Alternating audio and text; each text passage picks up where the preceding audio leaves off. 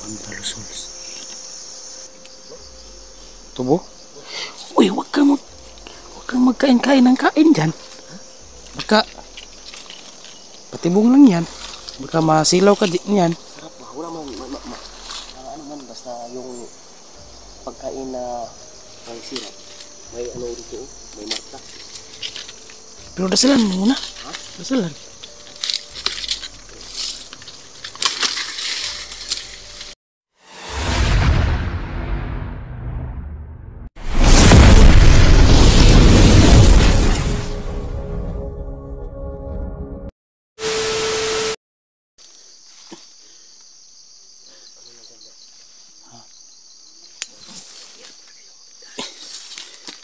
Napakahirap yung daanan niya mga tol. Patay.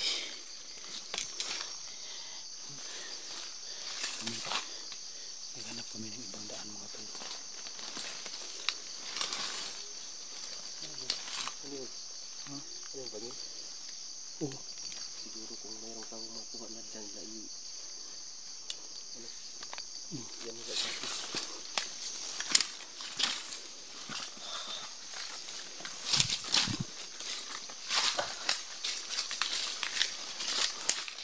Oh, ayan. Oh. Ayan. May patipong na naman. May patipong na naman.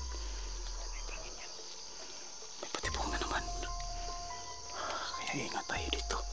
Hindi natin alam yung lugar tol. Hindi natin. Kaya nga, ikaw, huwag masyadong magkampante. Kung may makikita ka man, kung mabuti yan tol, pag may makikita ka, dasalan mo muna. Para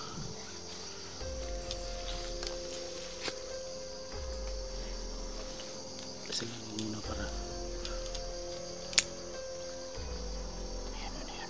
ayan.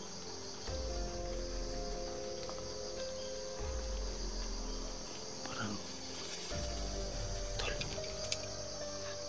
malamig yung hangin. Dahan-dahan lang tayo. Lamig at saka init.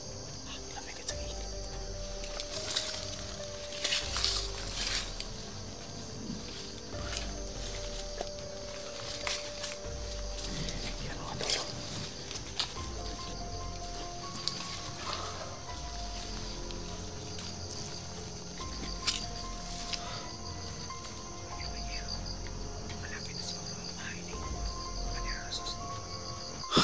Palagay ko malapit na tol.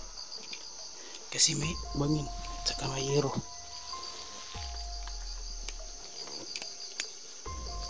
Tol. Ayan. Sayang yan. Ang dami yan.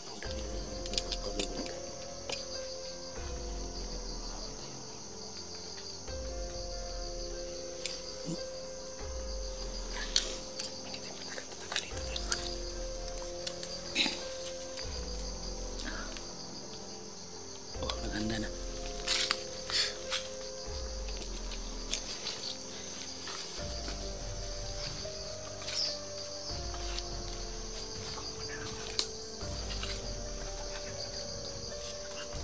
Sige.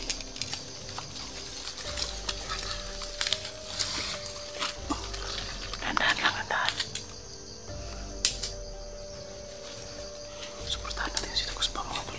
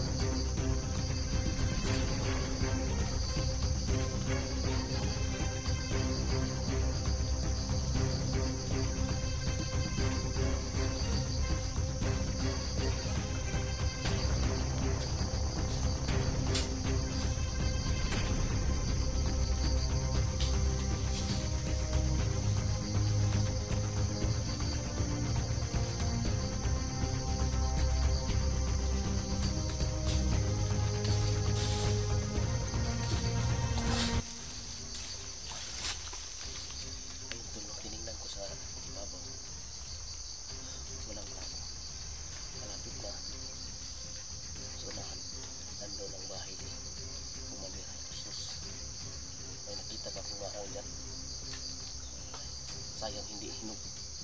Pero hindi tayo kumpiyansa. May nakita tayong marang dyan, hindi tayo kumpiyansa. Baka yung maabot lang, baka nilagyan niya ng laso. Hindi pwede nga, daros-daros tayo, lalong-lalo na sa kanyang lokasyon dito.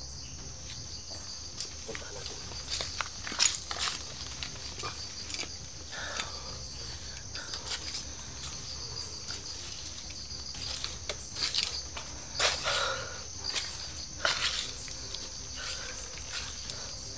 Yun, nakita ko ano tol, yung marang.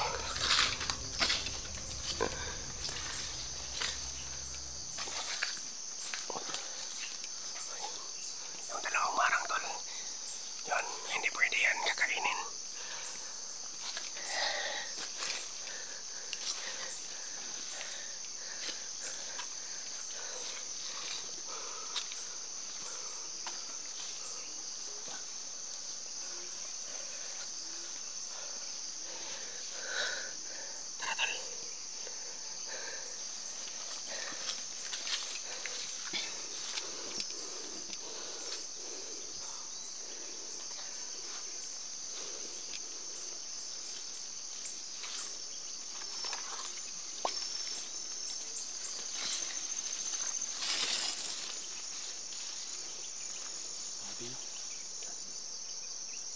Nag-aaral ko ba lang sa mga gusto ko sa aking sarili.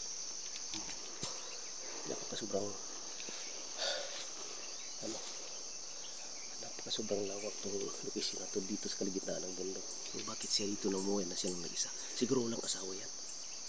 Siguro. Biruin mo, hindi natin, kung hindi mo talaga pumasdan ng daan, hindi mo talaga malaman kung may daan pupunta dito, di ba? Kaya Kanin pa siya mga anong tawag doon na prutas? marang. Marang. Yung layong layo dito ba? Lapit pa tayo na. Kapit.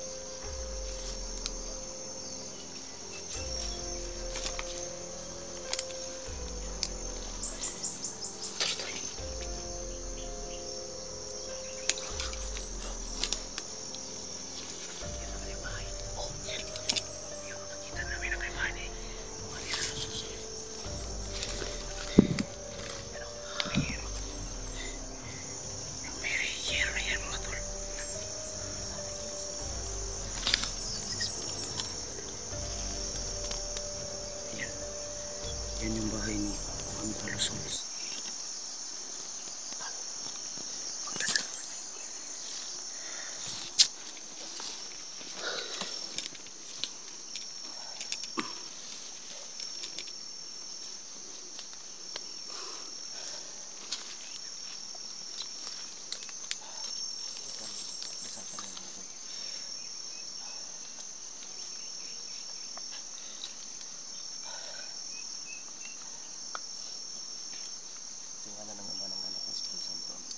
Panginoong Hesus, patnubayan mo kami sa aming lakbay ngayon.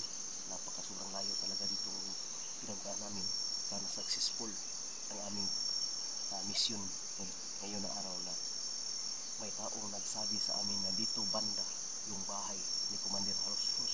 Sana yung tao na yan aming makita para hindi sila makapwersa ni Commander Pulkob.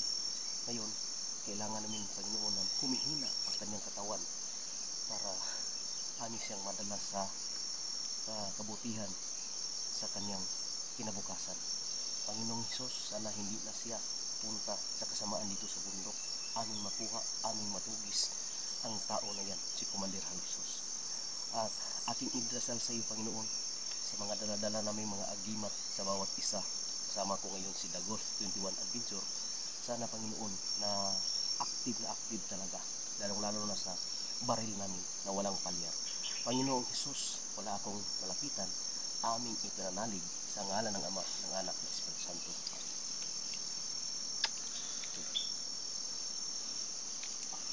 Ingat tayo ito lahat. Makita namin ang hero sa bahay ni Commander Jesus. Ngayon, pupuntahan na natin.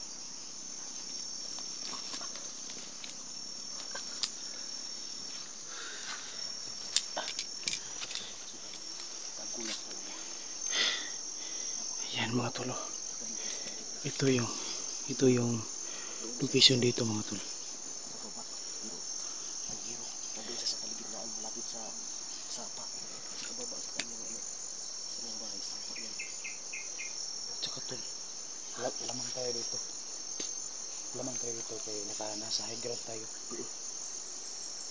Kung ano mo mangyari, mangyari talaga yan sa atin. Tol, makita natin kung iba talaga. Dahil yung kanyang mata daw, pag mumukla yan, yung kanyang agimat, maandar talaga lahat. Babarilin natin yan. Sayang pa, wala ako nagdadala ng panty ng isang babae na pula. Yan ang panglaban. Ilagay sa dulo ng baril. Dito? Di ba yan ang sabi ko dati? Oo. Pero sige lang, try lang natin. Dahil iba yung kapangyarihan sa power sa agimat o sa power sa agimat ni Commander Jesus. Subukan natin. Hindi kaya, babalikan natin. Pero kaya natin to, dalawa tayo. Samantalang siya lang nag-isa. Siya lang mag-isa.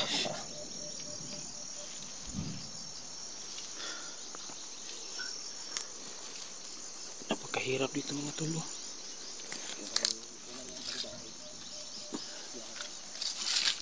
Siya lang mag-isa tol, no? Basta matawag mo sa matol, parang ano ba, wild animal dito namumuhay sa Baka iba itong commander na tutol. Kasi si Commander Kulkog, di ba, mga tauhan niya, mga tao rin. Baka ito na commander mga tol, yung mga tauhan niya, yung mga wild animal ba? siguro. Hindi natin alam ba? Hindi natin alam.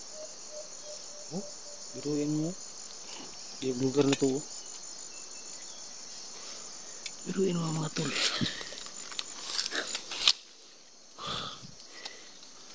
Siguro na kayo ng tubuto. Ha? Relax tayo. Tubo? Uy, wag kang magkain-kain ng kain dyan. Baka patibong lang yan. Baka masilaw ka yan. Sarap ba? Wala man, ano man, basta yung pagkain na may sirap. May ano dito, may marka. Pero dasalan mo muna. Ha? Dasalan.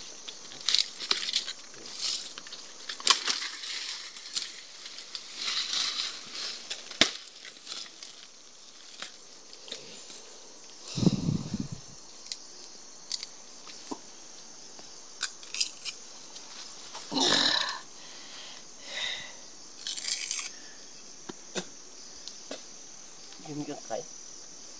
Okay.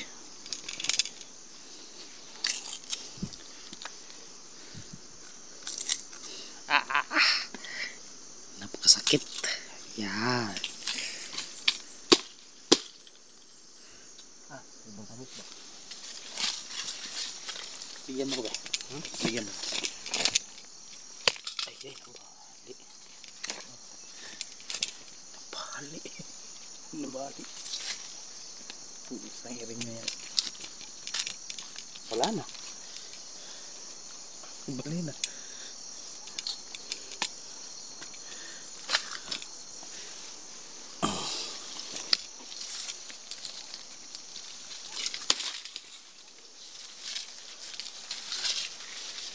yung tawag ito, tubo. Ito ang ginagawang asukal. Sarap siya. Napaka tigas.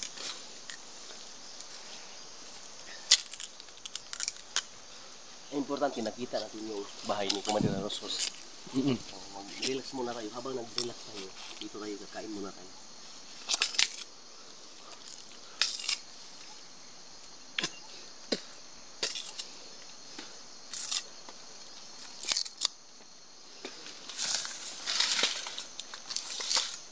Dai.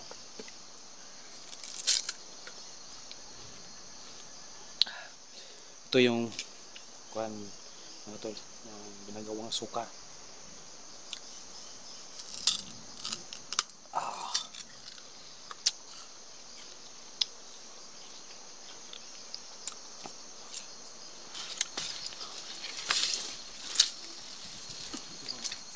Ito ang pagbalat ng butol na ito lang yung ginagamit. Basta dito tayo sa walang karat-karat dito. Tingin mo sa Napaka sopa. tigas mga tol. Walang sira. Kainin natin yan para hindi na lang kita tayo. Explain ko lang sa inyo tol.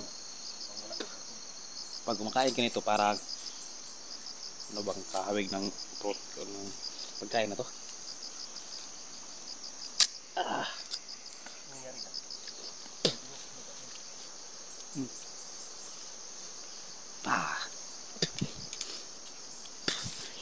Nandun sa baba yung bahay ni Commander Alusos mga tol. Habang pupunta kami doon sa mga tol, kain muna kami ng tubo.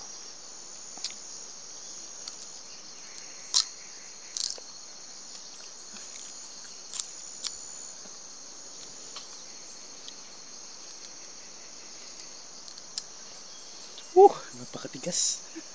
Napakatigas.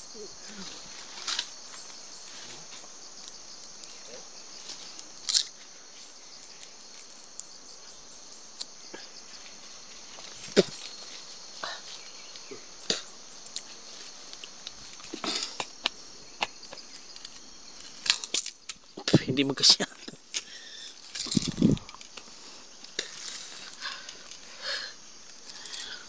Sarap ba? Parang may milk.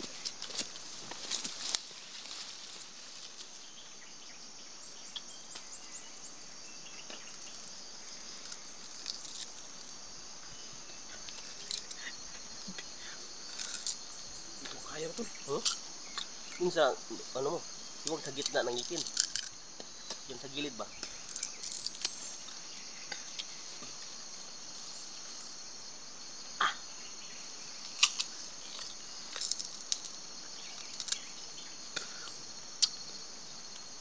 Pahirapan talaga kumain ng tubo mga tol. Ako yung ubos sa saga.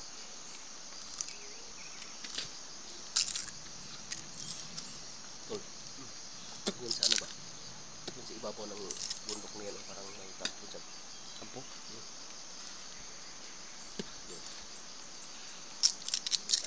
Parang may puno ang gabi. Ang gabi yan. Parang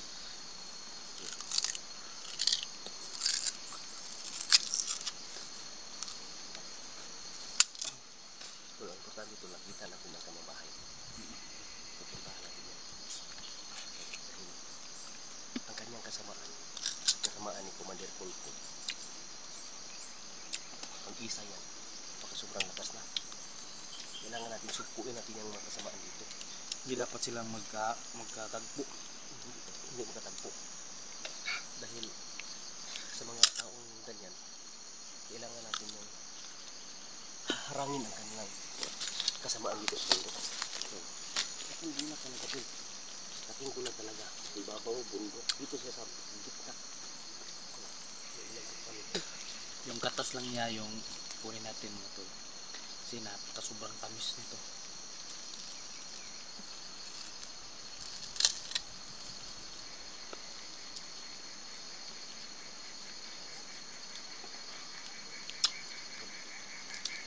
Tingnan ko sa Hindi ko baba. na ubisin to. Tingnan ko sa baba. Ha? Tingnan ko sa baba. Puro tayong dalawa. Putay, di na matanggal. Yari.